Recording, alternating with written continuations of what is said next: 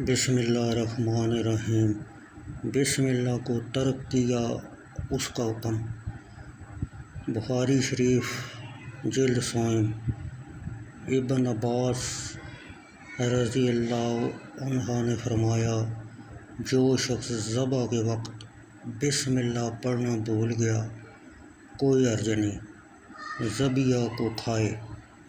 اللہ عز و جل فرماتا ہے، اور اسے نہ کھاؤ جس پر اللہ کا نام نہ لیا گیا ہو، اور وہ بے شک حکم عدولی ہے، اور بھولنے والے کو فاسق نہیں کہا جاتا۔ اللہ تعالیٰ کا ارشاد، اور بے شک شیطان اپنے دوستوں کے دلوں میں وسوسے ڈالتے ہیں کہ تم سے جھگڑیں، اگر تم ان کا کہنا مانو تو اس وقت تم مشرک ہو۔ سورہ نام آیت نمبر 121۔ حدیث نمبر 459۔ بخاری شریف جلد سوم۔ سعید بن مسروق والد سفیان ثوری نے عبایہ بن رافع سے، انہوں نے اپنے دادا رافع بن خدیج رضی اللہ تعالیٰ عنہ سے روایت کی، انہوں نے کہا، ہم مقام ذوالحلیفہ میں نبی کریم صلی اللہ علیہ وسلم کے ہمراہ تھے۔ لوگوں کو بھوک لگی اور ہم نے اونٹ اور بکریاں غنیمت پائیں، اور نبی اکرم صلی اللہ علیہ وسلم لوگوں کے پیچھے تشریف لا رہے تھے۔ لوگوں نے بھوک کے باعث جلدی کی اور تقسیم سے پہلے مال غنیمت سے انہوں نے جانور ذبح کیے اور ہنڈیاں چڑھا دیں۔ نبی اکرم صلی اللہ علیہ وسلم ان کے پاس پہنچے تو آپ نے ہنڈیوں کو الٹ دینے کا حکم دیا اور ہنڈیاں الٹ دی گئیں۔ پھر آپ نے مال غنیمت کا مال تقسیم فرمایا، اور ایک اونٹ کے برابر 10 بکریاں، اور مقسومہ اونٹوں میں سے ایک اونٹ بھاگ نکلا، اور لوگوں کے پاس گھوڑے تھے۔ لوگ اس کی تلاش میں نکلے تو اس نے ان کو عاجز کر دیا۔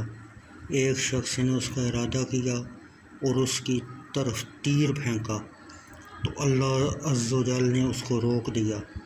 نبی کریم صلی اللہ علیہ وسلم نے فرمایا، ان جانوروں میں وحشی جانوروں کی طرح بگوڑے ہوتے ہیں، اور جو جانور تم سے بھاگ نکلے اس کے ساتھ اسی طرح کرو۔ عبایہ بن رافع نے کہا، میرے دادا رافع بن خدیج رضی اللہ تعالیٰ عنہ نے کہا، ہم امید کرتے ہیں، یا راوی کا شک ہے کہ ہم اندیشہ کرتے ہیں کہ کل ہمارا دشمن سے مقابلہ ہوگا، اور ہمارے پاس چھریاں نہیں ہیں جن سے ہم مال غنیمت سے جانور ذبح کریں۔ کیا آپ ہمیں بانس سے ذبح کرنے کی اجازت فرماتے ہیں؟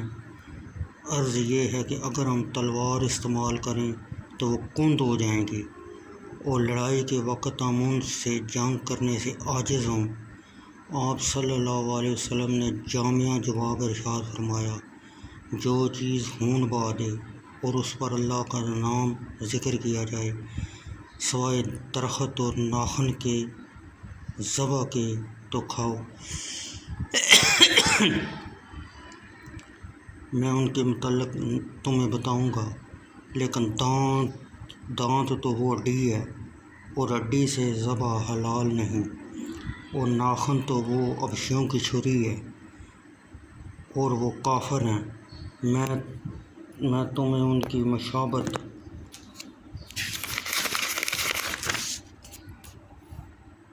سے منع فرمایا ہے۔